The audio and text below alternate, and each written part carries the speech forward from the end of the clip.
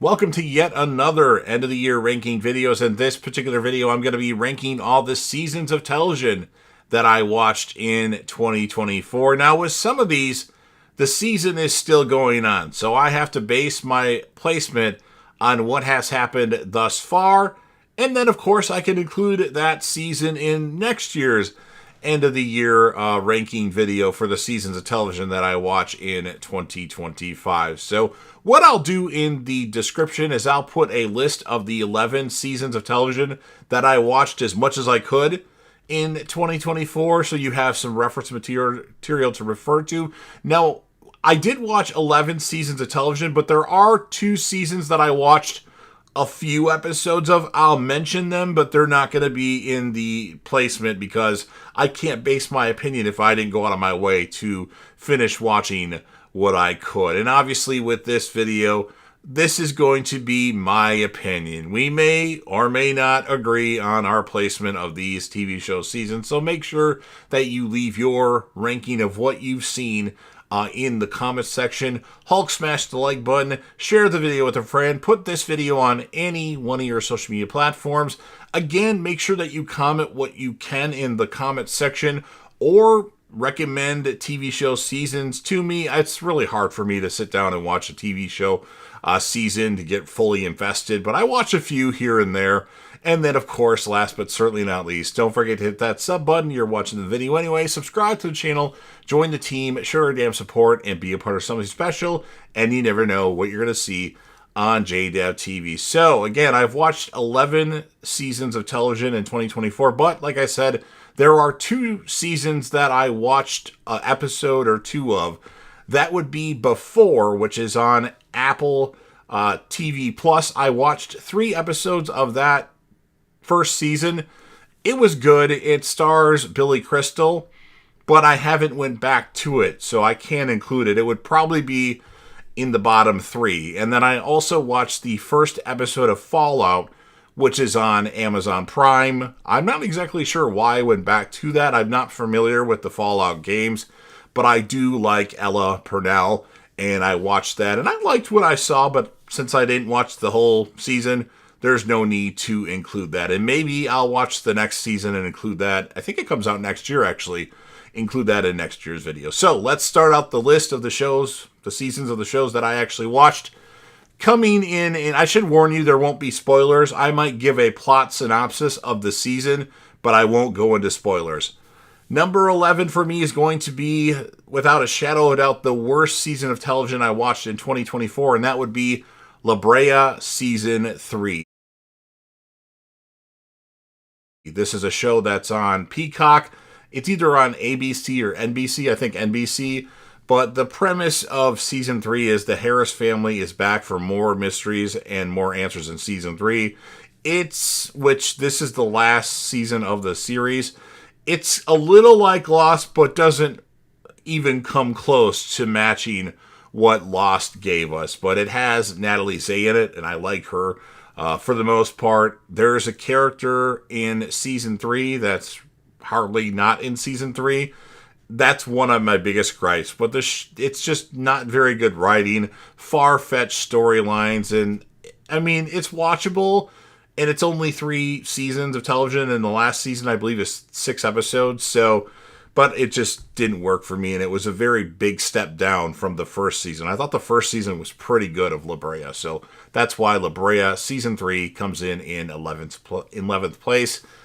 Coming in 10th place for me is going to be Teacup. Season 1. It's a story about an isolated ranch in rural Georgia. Several people are forced together to face a mysterious threat. This has one of the most beautiful women of all time in it, Yvonne Strahovski, who played Hannah on Dexter. That's the reason why I watched the show. I just think for the first season, I don't know for sure if this has been renewed yet. I don't know if they made that decision yet. They didn't give us as much as they should have given us. That's my biggest gripe about it. It was watchable, but I was bored. But I did watch all the episodes of Teacup, which, like I said, is going to be on Peacock if you want to check that out. So Teacup is my number 10. Coming in ninth place for me, which I'm a little ashamed to say, because I thought this season was gonna be really good, but so far, 7 episodes into it, I'm just not that impressed. Although the last episode was a lot better, and that's probably why this one went up a spot, is going to be Silo Season 2, which is a show that's on Apple TV+. This is kind of the premise from the beginning of the show. It's the story of the last 10,000 years, or the last 10,000 people on Earth, and they're in a mile-deep silo home, protecting them from the toxic and deadly world outside. However, no one knows when or why the silo was built, and any who try to find out face fatal consequences. You have Rebecca Ferguson in this. You have Tim Robbins in this. Rebecca Ferguson plays a character named Juliet, and she's an engineer who seeks answers about a loved one's murder and tumbles onto a mystery that goes far deeper than she could have ever imagined, leading her to discover what if the lies don't kill you. What if the lies don't kill you? The truth will. So it's a good show. Season 2 thus far, I'm just not the biggest fan of it, but maybe it will improve. Since the season isn't over with yet, it's very possible that there's 3 episodes left. It may get a lot better, and I might like it more, and I can include it in next year's ranking as well. So Silo Season 2 on Apple TV Plus is going to be my number 9. In 8th place for me is going to be Earth Abides. This is a show that's on MGM Plus. It's a show with Alexander Ludwig. And the premise of the show, it's a limited series. I don't think it's even going to go another season. But when unprecedented result sweeps the globe, the human race is all but wiped out. And then in the aftermath, as the great machine of civilization slowly breaks down, only a few shattered survivors remain to struggle against the slide into extinction. So it's an interesting show. There's a lot of time jumps since it's limited. I don't think it goes past this season, so they're going to end things. There's 2 episodes left, and technically I could watch those 2 episodes tonight, but I did want to record the video today for this, so I guess I should have waited a day, but I have to record things when I want to record things. So Earth Abides on MGM Plus is my number 8. Number 7 for me is going to be The Walking Dead, Daryl Dixon, The Book of Carol. This is a show on AMC Plus. It's a spin-off show of The Walking Dead. It follows the character of Daryl Dixon, who went to Europe, and then you also have Melissa McBride, who plays Carol, show up at the end of season 1 and then is a regular in season 2.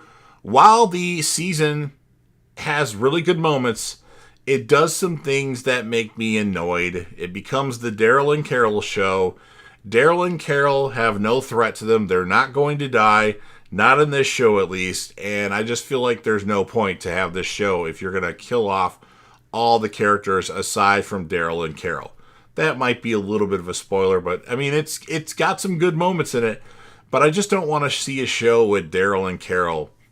I want to see some other characters that I really get invested in that I hope don't die. So The Walking Dead, Daryl Dixon, The Book of Carol is my number 7, and they're going to change it to just The Walking Dead Daryl Dixon for season 3. So I'll be able to put that in my ranking next year, and I do already own The Walking Dead Daryl Dixon, The Book of Carol season 2. That actually already came out really quickly. It ended like in November, and it came out on Blu-ray in December. And I also own Brea season 3. I'm a completionist. What can I say?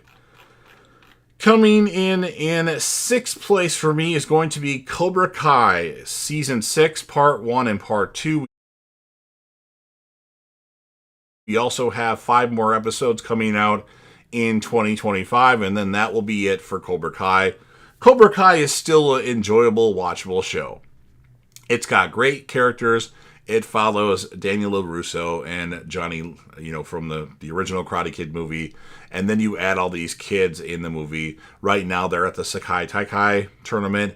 And it's entertaining. You have characters like John Kreese show up. You have Terry Silver that show up. And while it's really entertaining, I feel like they've already done as much as they could do in Cobra Kai. And now they're just rehashing things that they've already done before. and I feel like the show would have been better suited to end after the end of the last season. But I could be wrong, and they could do something crazy with these last 5 episodes to change my tune on that. And there's already a new Karate Kid movie that's coming out with Daniel LaRusso and Jackie Chan, who was in the Karate Kid remake in 2010, I believe. So Cobra Kai is my number 6, and that will be in next year's ranking as well because we get the final 5 episodes in 2025. Coming in 5th place for me is going to be Dexter Original Sin.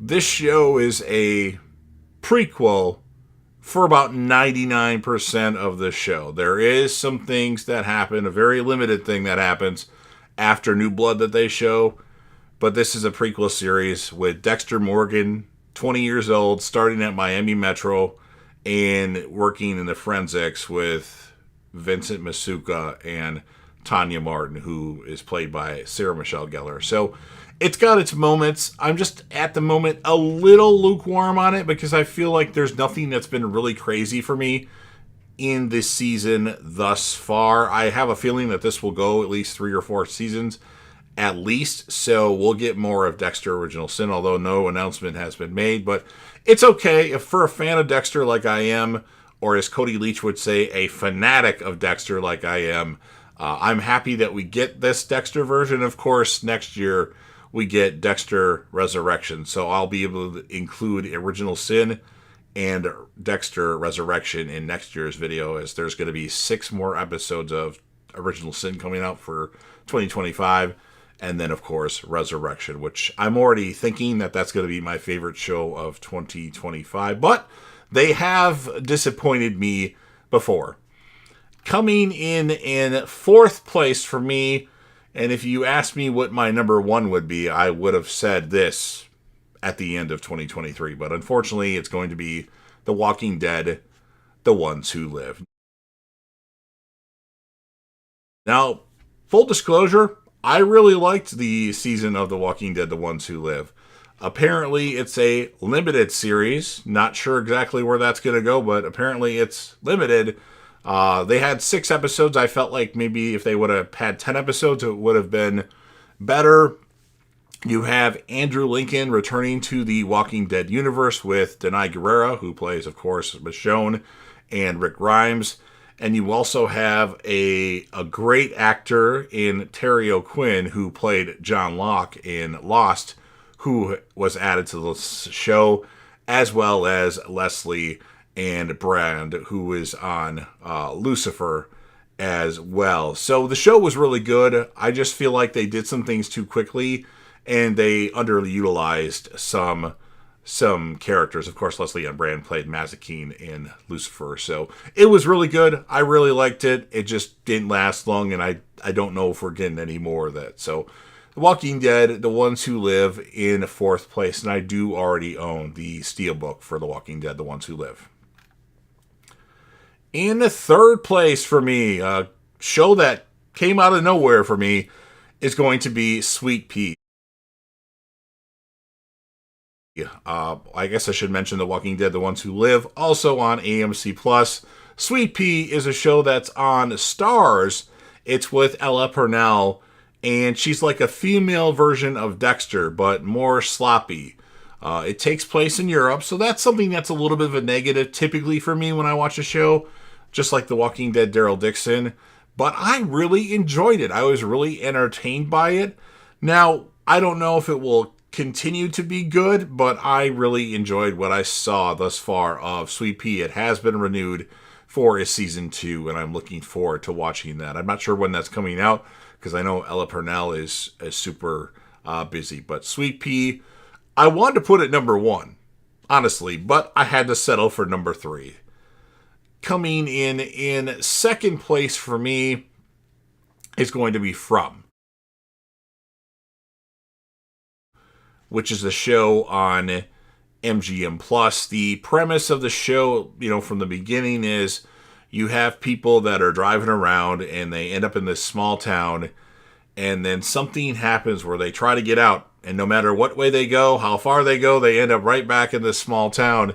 And then on top of that, you have monsters that come out at night that look like human beings that turn into monsters that kill people. So you gotta stay away from these monsters and avoid getting in this town. It's just a really good show. It has some similarities of Lost in it with the mystery in it, but it also has the horror aspect as well.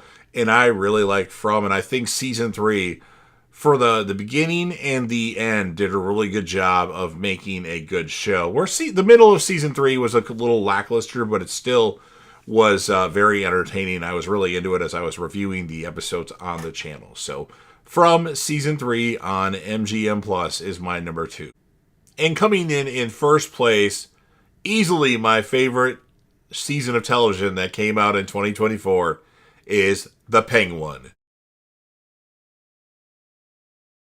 Of course, on Max, it's a sequel TV series to the movie The Batman that came out in 2022 with Robert Pattinson, and it focuses solely on Oz, played still by Colin Farrell, and we get to know a lot about Oz and his rise to being like the kingpin in Gotham City. And it's just an unbelievable crime drama. You at times love Oz in this show, but then there are times that you absolutely hate Oz, and you don't even get mentions of the Batman until, well, they barely mention him at all, which is crazy. You thought they kind of mentioned him here and there, but they barely mention him at all, and it's just awesome. It was very well done, very well written, very well filmed, and I really enjoyed it. It wasn't really on my radar. Yes, I knew it was coming out, but I honestly had no intentions of watching it. I've watched The Batman in full one time, and the other times that I tried to watch it, I end up dozing off, and I just, it's okay to me. I think Paul Dano as the Riddler was awesome in it, but I didn't have any thought to watch The Penguin, but I heard some good things from people that I value their opinion, so I decided to give it a chance and postpone finishing Hannibal. Still working on the Hannibal, but I keep dozing off during those episodes, but The Penguin was awesome. As far as we know, it's a limited series and it's done. However, The Batman 2 has been delayed till 2027, so perhaps maybe that's because they want to focus on another season of The Penguin. We shall see, but it was awesome, and if they do decide to do another season of The Penguin, which I don't know what they really can do, I will be there watching it and maybe even reviewing it on this channel. So there you have it. Those are all the seasons that came out this year that I watched, and now you have them ranked. If you're a fan of the channel, if you like the rankings that I do, if you like the fight reactions that I do, if you like the reviews that I do for like Dexter, The Walking Dead, and other shows, make sure that you Hulk smash that like button, share the video with a friend, put this video on any one of your social media platforms. Don't forget to sound off in the comment section about what your thoughts are on the shows that I watched in 2022. Leave your ranking. Remember, I put the list of the shows that I watched in the description. Let me know what your thoughts are. If you have a show that I should watch that came out in 2024, or if there's something that you're really looking forward to in 2025, let me know what that is. Click right here for my 2024 horror/thrillers ranked. And then last but certainly not least, don't forget to hit that sub button. You're watching the video anyway. Subscribe to the channel, join the team, show your damn support, and be a part of something special. And you never know what you're going to see on JDev TV.